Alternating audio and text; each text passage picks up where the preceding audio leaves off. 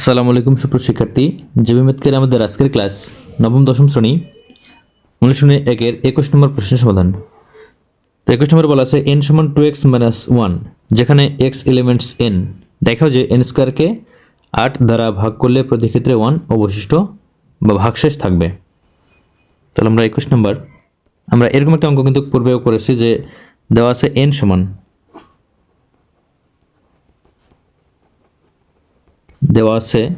n সমান 2x - 1, যেখানে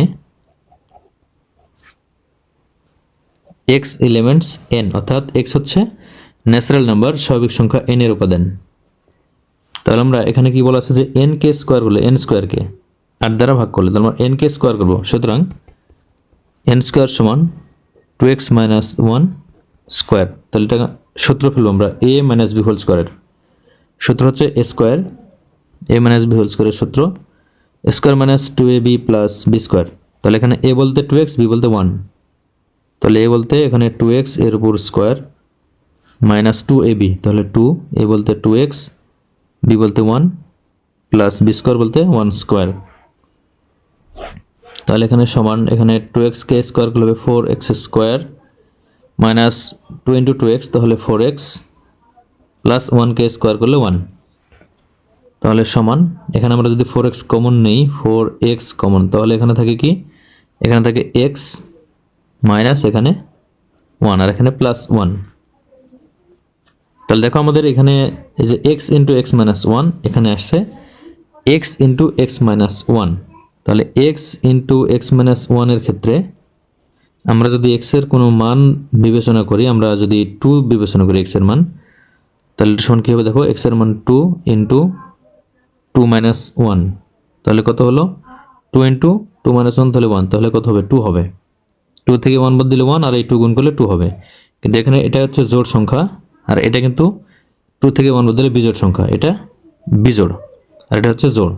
তাহলে এর মান যদি আমরা 3 ধরি বা 4 ধরি, 5 ধরি, যেটাই ধরি না কেন, দেখো আমরা 5 যদি বিবেচনা করি, তাহলে এখানে আমরা x এর মান হচ্ছে 5 ধরলাম আর এখানে x এর মান 5 মাইনাস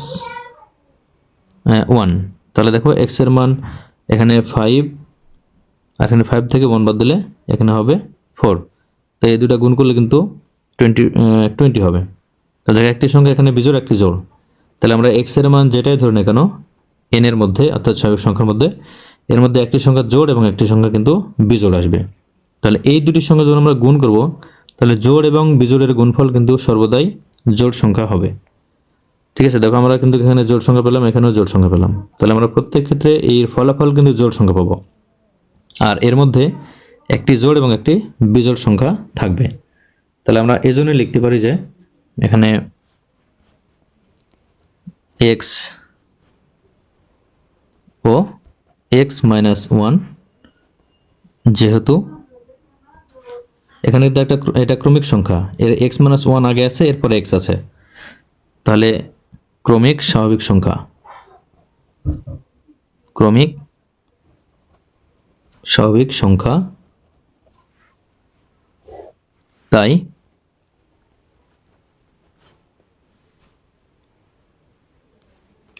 এদের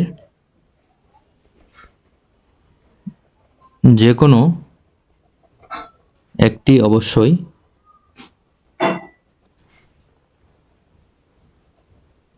জোড় সংখ্যা হবে।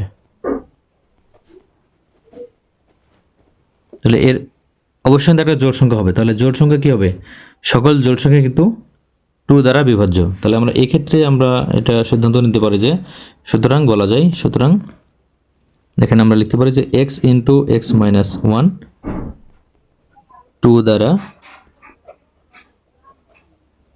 বিভাজ্য হবে। এটা হচ্ছে 2 দ্বারা বিভাজ্য, x × x - 1 2 দ্বারা বিভাজ্য।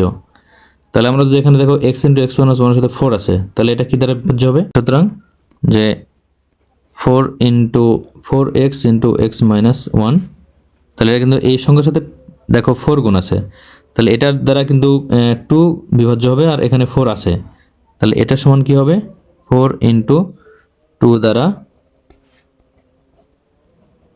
বিভাজ্য হবে। সুতরাং এই সংখ্যাটি 4 × 2 দ্বারা বিভাজ্য হবে, তার মানে কি সমান 8 দ্বারা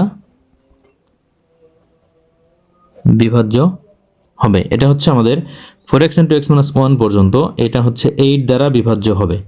তাহলে 8 দ্বারা বিভাজ্য হবে, এর সাথে দেখো আবার 1 প্লাস আছে, তাহলে এই সংখ্যা কিন্তু আমাদের এই পর্যন্তই 8 দ্বারা বিভাজ্য।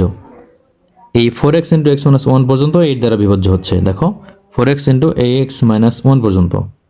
তাহলে এটা কিন্তু অতিরিক্ত প্লাস 1 আছে, তাহলে এটা কি, এই যে আমরা যদি এই সংখ্যার যে কোনো মান বসে যদি আমরা 8 দ্বারা ভাগ করি, তাহলে আমরা যেই মান বসে না কেন এই পর্যন্ত, এখান থেকে এই পর্যন্ত 8 দ্বারা বিভাজ্য হবে। তাহলে এই সংখ্যাটা কিন্তু অবশ্যই থাকতেছে আরও বেশি 1, তাহলে এটাকে তো আর 8 দ্বারা ভাগ করা সম্ভব নয়। তাহলে এই জন্য আমরা এখন লিখতে পারি যে সুতরাং n স্কোয়ার কে 8 দ্বারা ভাগ করলে প্রতি ক্ষেত্রে 1